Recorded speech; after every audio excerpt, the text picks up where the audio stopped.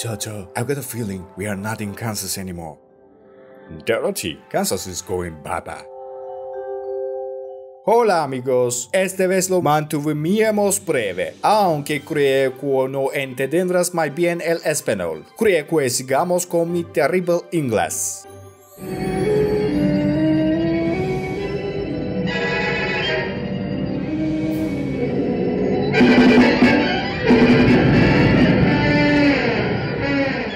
Whoa, so where were we?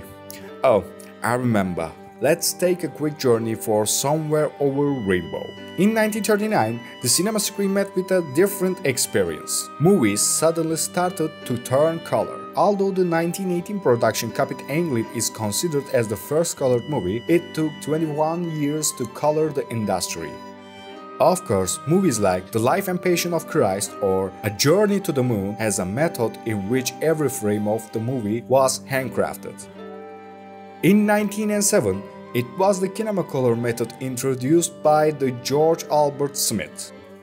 After that, Technicolor hits the industry, developed a two-color method used to shot the gulf between movie in 1917 in the USA. Anyway, our lesson is not the history of colored movies. And yes, Wizard of Oz. American author Lyman Frank Baum created 55 novels, 83 short stories, over 200 poems, and at least 42 scripts. What a score, huh? He wrote 14 novels in the Oz series. Actually, Wizard of Oz scores is at least as high as Baum's score. It's one of the stories most adapted to cinema and theater. First Wizard of Oz adaptation named The Wonderful Wizard of Oz in 1910, written and directed by Otis Turner, and it took 13 minutes totally. But I guess I don't need to ask which the Wizard of Oz movie which we all remember. The last to go will see the first three go before her. Victor Fleming's legendary adaptation, of course. Meanwhile, Fleming managed to introduce two colored movies into cinephiles' lives in the same year. The other one, of course, another legend, Gone with the Wind. The movie was received with a great enthusiasm as soon as it was released. Technicolor was brilliantly applied. Despite its budget of only $2.7 million, it had eye-catching mise-en-scenes, and it clearly grossed around $35 million in total frame.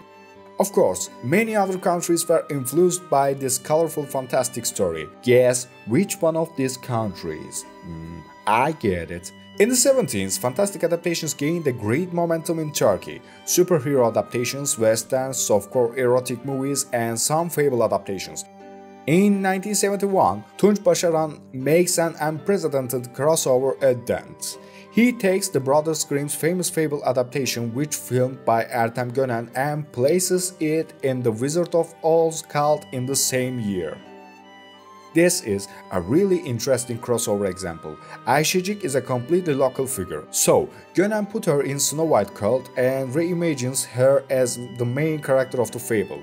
Yeah, Snow White herself. Başaran takes all these characters and put them in the cult of Oz. Okay, you may be a little confused. We are talking about the Snow White adaptation in which Ayşecik is the main character, then it turns into complete adaptation part of the Wizard of Oz. This is not linked of the crossover series you will come across very often in the cinematic history. Absolutely original. Last step of Ayşecik Fairy Tales compilation was Cinderella. Ayşecik series is one of the longest running series in Turkish cinema. The reason for their longevity is that movies are fed from completely different cults. In Ayşecik Fairy Tales cover Snow White, Cinderella, and Wizard of Oz cults. Zeynep Değirmencioğlu has become a figure who will embrace all these stories. Also, we see the seven dwarfs in all these fantastic stories, of course. In fact, an effective fairy tale land has been created with small budgets. Especially Wicked Witch character, which played by Suna Selen, remained in our collective memories for a long time. Anyway, I can easily say that it's one of the interesting, brave and unique crossover examples in the history of cinema. Well, I'm thinking, how can I think if I don't have a brain? Well, take care of yourselves. Ardıma geçin, iyice yaklaşınca ben saldıracağım, siz kaçmaya bakın. Baltalarıyla öldürürler seni. En iyisi teslim olalım. Kaçmayı sonra düşünürüz.